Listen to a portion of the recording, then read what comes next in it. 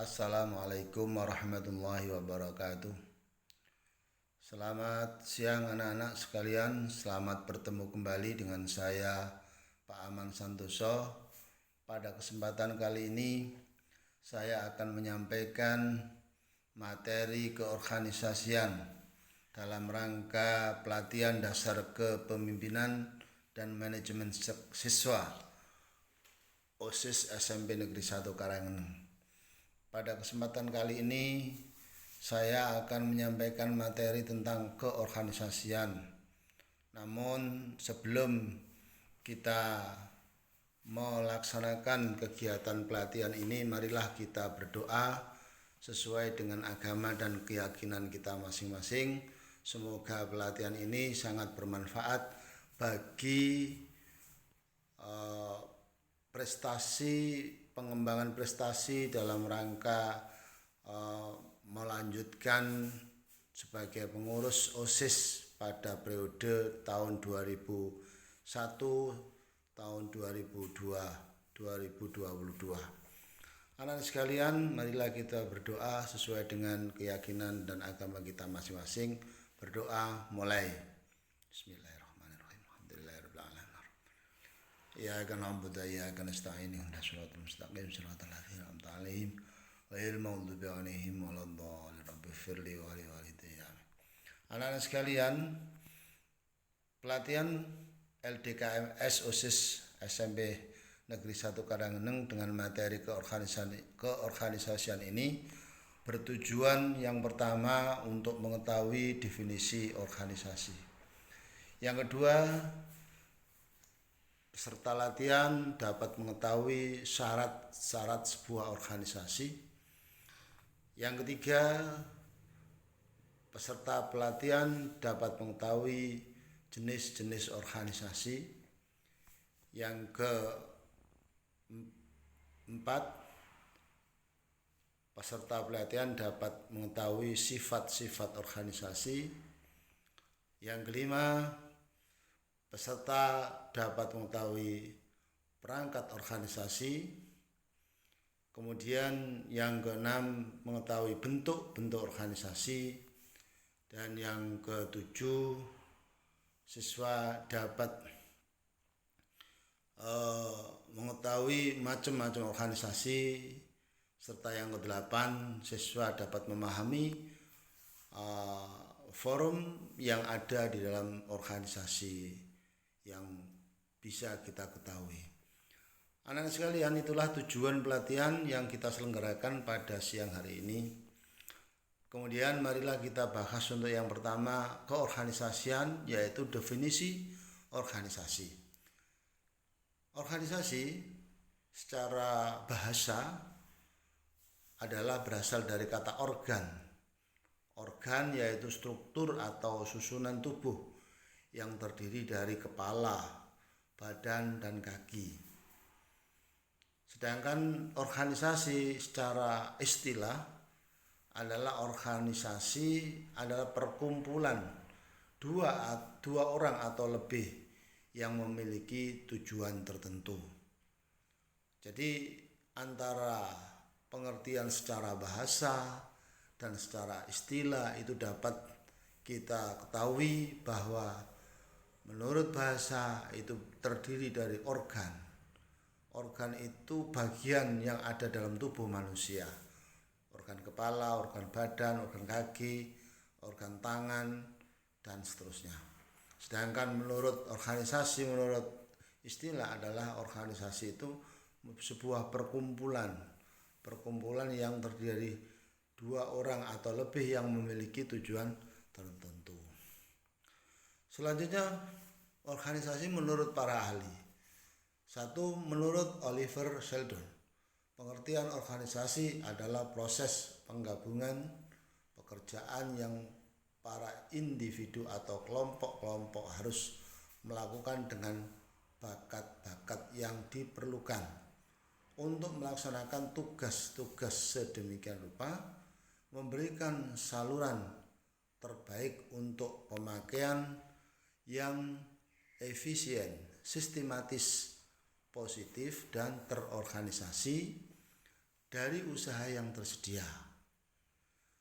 2. Menurut G.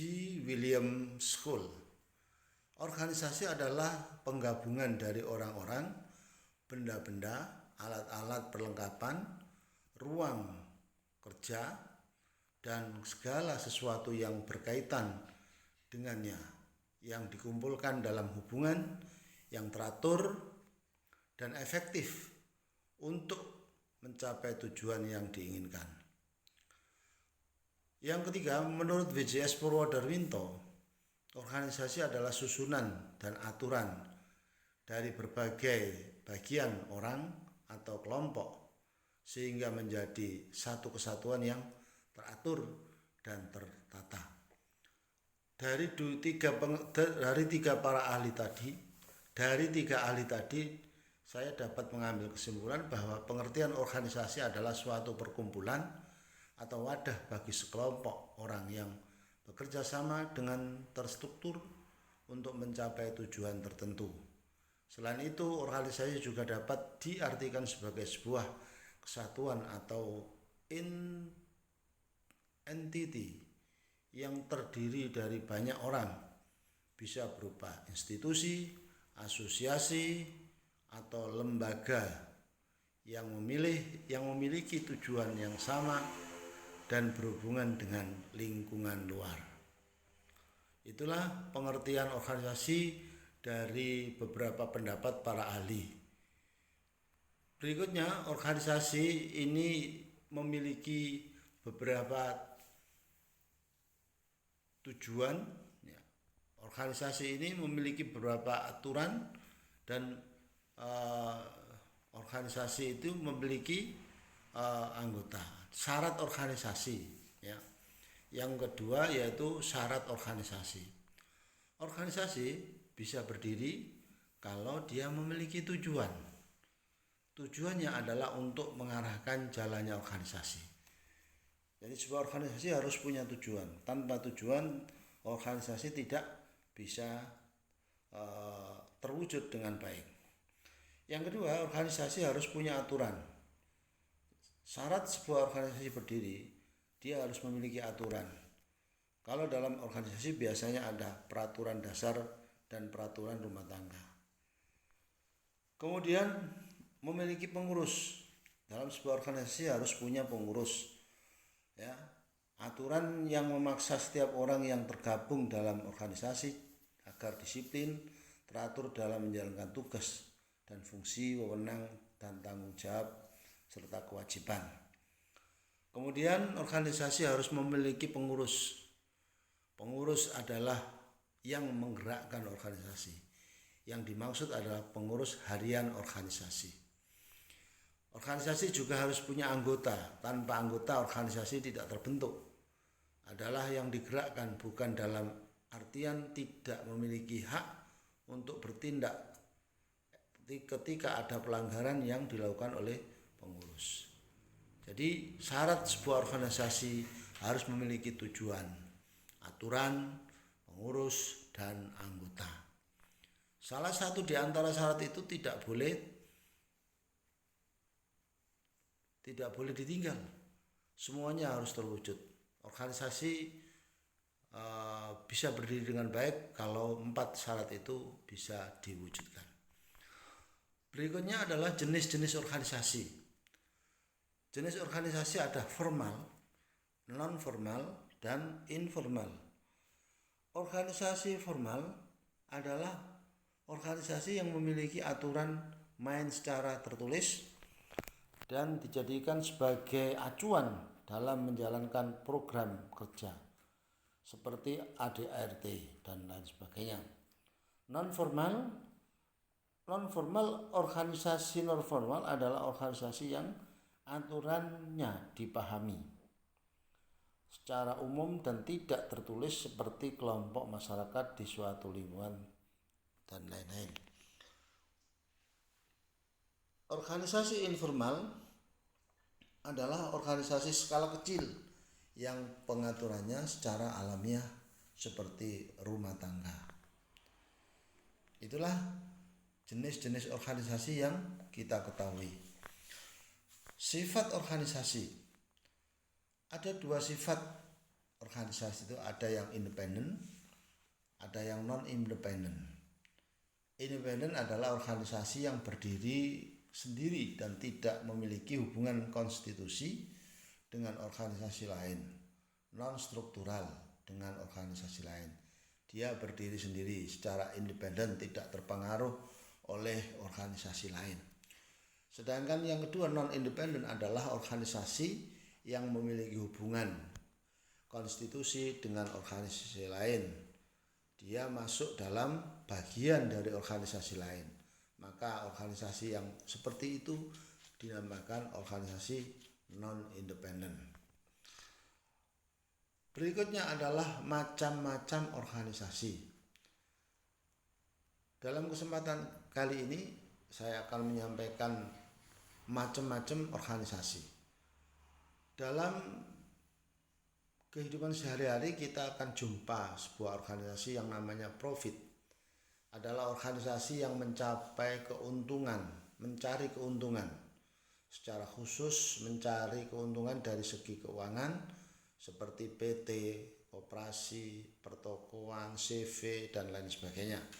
Itu adalah organisasi profit, di mana organisasi tersebut tujuannya adalah mencari keuntungan. Sedangkan yang kedua adalah non-profit. Non-profit adalah organisasi yang mengedepankan pengembangan keilmuan, seperti ada HMI, ada LRCOM, ada DIH, LSN Makassar, ada PMII, ada termasuk OSIS, termasuk itu adalah organisasi non-profit. Tujuannya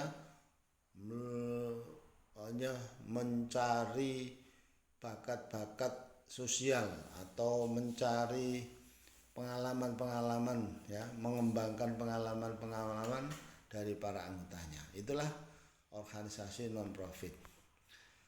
Yang berikutnya adalah bentuk organisasi. Organisasi ada dua bentuk, ada bentuk taktis dan ada bentuk teknis. Organisasi taktis adalah organisasi jangka pendek yang tidak memiliki kader dan ada ketika ada masalah-masalah tertentu yang dianggap serius, seperti alam Belo dibentuk untuk menghadapi masalah pertambangan di Kecamatan Belo, Kabupaten Bima tahun 2008. Itu adalah organisasi taktis. Organisasi teknis adalah organisasi jangka panjang yang memiliki kader dan aturan main yang jelas untuk dijadikan acuan dalam melaksanakan setiap program kerja, seperti HMI, LRCOM, DIA, LS Makassar, ada PMI, ada HMI, ada PMKRI, ada organisasi-organisasi kemahasiswaan. Itu adalah organisasi teknis di mana dia memiliki kader-kader untuk jangka panjang. Berikutnya adalah perangkat organisasi. Setiap organisasi harus memiliki perangkat yang dibutuhkan. Di antaranya adalah perangkat lunak seperti ADART dan acuan sejenis khusus untuk organisasi di bawah naungan negara. Ada undang-undang negara, ada undang-undang dasar untuk organisasi kenegaraan. Kemudian ada perangkat keras. Ada perangkat keras. Apa itu perangkat keras? Perangkat keras adalah pengurus yang dimaksud adalah secara keseluruhan yang tidak dibatasi hanya pada pengurus harian atau pengurus inti organisasi yang menjadi penggerak dalam mencapai kesuksesan dan tidaknya sebuah organisasi. Pengurus berarti secara keseluruhan tidak hanya ketua di pengurus harian saja, tapi juga pengurus-pengurus seksi yang lain. Contohnya seperti hierarki pengurus, ada KON, DIH, Dewan Penasehat, ada Dewan Pertimbangan Organisasi, Ada pengurus secara definitif yang di dalamnya ada ketua umum, sekretaris umum, bendahara umum, dan bidang-bidang. Kemudian di dalam organisasi itu perangkat kelas yang lain adalah anggota. Anggota yang dimaksud adalah secara keseluruhan, contohnya seperti hierarki keanggotaan di Elkom, JIHA, anggota inti, anggota biasa, dan ada anggota kehormatan yang semuanya diatur dalam anggaran dasar dan anggaran rumah tangganya. Semua organisasi wajib ada itu, ada perangkat lunak dan ada perangkat kelasnya. Kemudian yang terakhir adalah forum organisasi. Di dalam organisasi itu ada forum yang mengatur tentang bagaimana organisasi itu terbentuk, bagaimana cara membahas program kerjanya. Yang pertama yaitu forum musyawarah besar, adalah tempat pengambilan keputusan tertinggi organisasi. Ya, jadi untuk memilih ketua umum ini forumnya adalah forum musyawarah besar. Kemudian ada rapat kerja, adalah rapat untuk membahas program kerja. Lalu kemudian ada sidang pleno, adalah sidang yang dihadiri peserta penuh untuk membahas dan merancang program kerja yang akan dijalankan selama masa kepengurusannya. Yang keempat adalah rapat panitia, yaitu rapat yang dihadiri oleh jajaran kepanitiaan terkecuali yang diundang. Jadi hanya dihadiri oleh panitia kecuali ada orang lain atau anggota lain yang diundang. Sidang pleno, ya, yang keempat adalah sidang pleno. Sidang pleno adalah sidang yang dihadiri peserta penuh yang kelima adalah rapat bidang.